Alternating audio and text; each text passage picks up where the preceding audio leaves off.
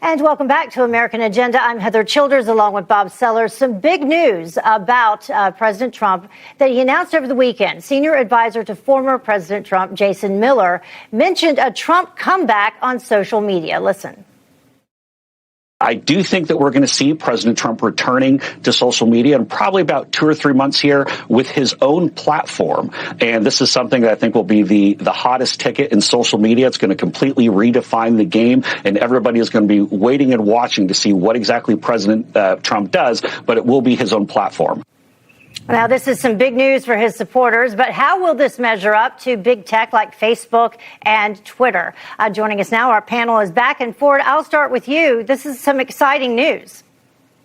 I think it's great news. Look, there's no question about it that big tech, Apple, Google, Facebook, Amazon, Twitter has had it out for Republicans, and they don't want them to get their message out. In doing campaigns, you recognize that if you can't get your message out, you can't organize and win elections. I hope this is a huge thing for President Trump. It'll be good for conservatives across this country. My only question is how you're going to migrate 75 million conservatives and Republicans and Trump supporters onto this platform all before 2022, because we've got to do this work now. Yeah, 75 million folks. I think that they'll figure out a way to do it. They said within the next 2 to 3 months, I think they said that it will be up and active and working.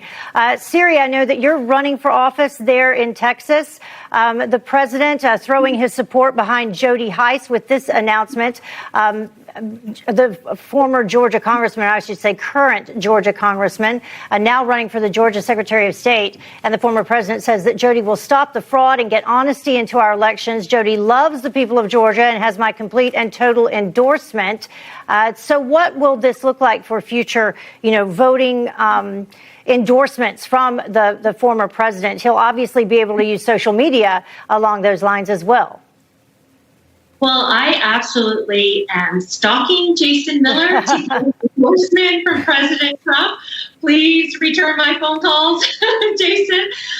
So for me, as a candidate running in Texas's 6, that's Tarrant County, Ellis County, Navarro County, the most important thing is that President Trump is somebody whose policies have been so helpful to the country.